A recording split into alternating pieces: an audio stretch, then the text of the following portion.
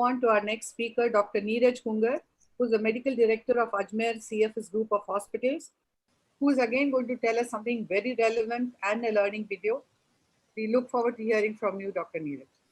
A very good afternoon to all of you. Thank you, ma'am, for giving me this opportunity.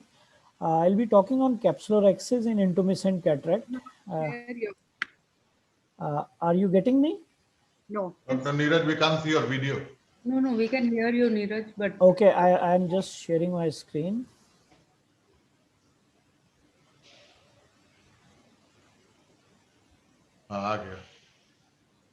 Okay, so the aim here is to avoid Argentinian flag sign.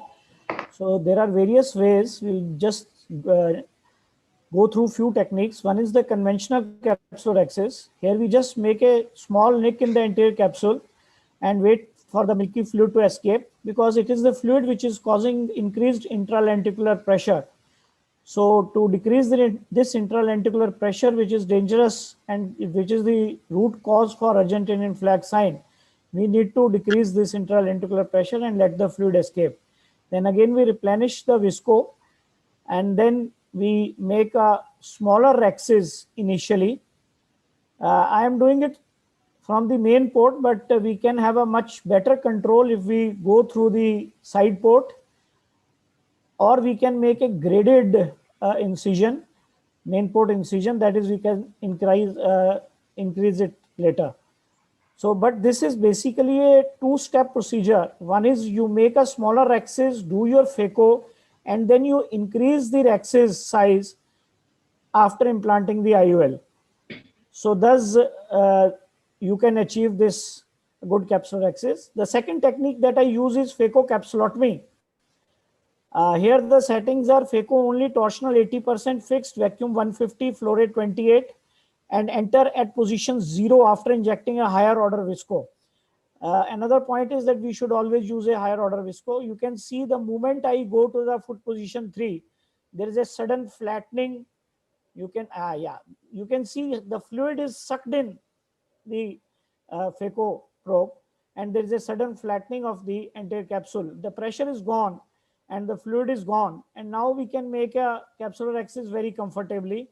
No need to enlarge it later, because here there is no intralenticular pressure and we can easily make it. Another clipping again shows, you can see there is a sudden flattening of the anterior capsule. So this is the second way that I usually do. Another case here, I use this technique, suck and massage technique. This is another technique that I have been using, where the pressure is very high. We cannot go in with the phaco probe here, because here if we go in with a phaco probe, there are chances that the capsule will rupture. We make a very small nick here, and from this small nick we just come out again and we replenish visco and reposit the iris, and now we suck the fluid from the center, from the small nick that we have made. And after we suck the fluid, there is some amount of decrease in the intralenticular pressure, but still you can feel that there is a mid-peripheral bulge. So it is the key point here is that it is the mid-peripheral bulge. So we need to remove this fluid from the mid-peripheral bulge, and this I do, we gently massage it and keep on injecting the viscoelastic and massage it to the center. The fluid will automatically come from the periphery. The mid-peripheral bulge is gone, and once the mid-peripheral bulge is gone, as you all must be aware if you have faced with this dilemma, it is the mid-peripheral bulge which is the most important and which is the most troubling to us. And the fourth technique is that we just go with the 26 gauge needle bevel down and just aspirate the fluid. You can see that the fluid is being aspirated, but again there is a mid-peripheral bulge which again needs to be massaged. So these are the few techniques that I have shown you, and apart from this, as I said in the beginning, it is better to go from the side port or make a graded incision. But as I have been doing it since ages and I am doing from the main port, I have shown my video from the main port, and always use a higher order viscoelastic. Thank you. Thank you very much, Dr. Neeraj. Wonderful videos, different types of management you brought across. One doubt I had when you did that Panchorexis, I thought you need to take your bevel down and go in. I felt your bevel was up. Does it make any difference going down or using the bevel up? Is one. With the Kelman tip and with the torsional phaco, I prefer to go with the bevel up. Okay. That is how this, like in my hands, it works very well. If you have a straight tip, maybe then you can go with bevel down. And of course, I think like most of us do, I believe that you try to make a small rexus and then remove all the fluid, flatten it, and then enlarge it, or make a small nick. I have not heard of this massaging the mid periphery. I thought that bulge, we should remove all that fluid cortex by going in after a small opening. That was something I've not heard about. I needed the thoughts of the expert panel on that. And the third thing, this is not being shown, but even though I have not done, I remember seeing some videos. What do you feel in these intumescent cataract? If you do multiple can opener incisions diametrically opposite, I'm sure the traction forces will work such a way that it does not extend.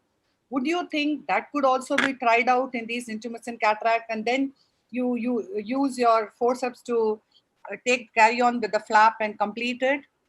Just a thought whether that could also be done in some of. I have never done that before, but any radial incision, there are high chances of it running to the periphery. No, if it is just one, if there are multiple. Actually, that was one video I saw in some of the earlier presentation. So I just wanted your. I have never done that. I have been always. Ma'am, I have a. Madam, this is Dr. Bala here. Yes. I think my next video demonstrates that.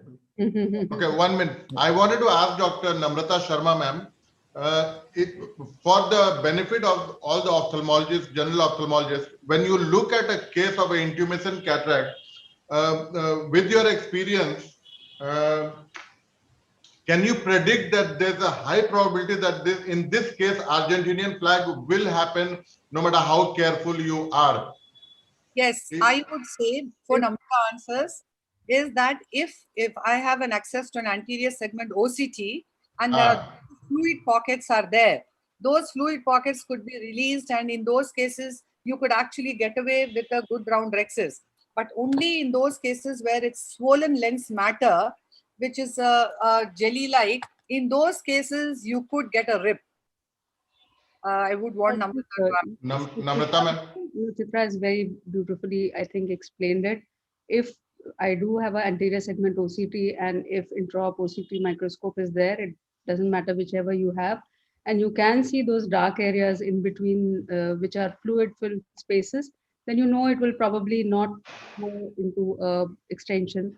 But if it's completely, blacked out kind of a picture, which has no spaces at all, then it would probably go. In the slit lamp, you can make out, because if it's a completely white cataract, again, sometimes you can make out that it is full of fluid, especially in children, in pediatric cataracts. There you can make out, and then you know it will go into Argentinian, flap. I really like the maneuver which Dr. Neeraj showed, although I have not done myself and I have not seen the massaging part. And I think it has a logic to it now because you can now, compare it with your ASOCT feedback pictures also. So, and it looked good on the videos, although we've not been doing it. We just, aspirate the fluid out without massaging it. But I think it makes really sense to do it. Nice videos, Neeraj. Very nice. Thank you. Thank you. One more thing I like to add, just to complete the literature. One of my friends has devised a technique. He's doing YAG capsulotomy, like just before the OT. He makes a small opening in the anterior capsule. And by the time the patient is shifted to the OT, the fluid escapes from there and the intralenticular pressure is decreased. But here the timing is very important. You cannot wait for a longer time. Otherwise, there will be problem. Okay.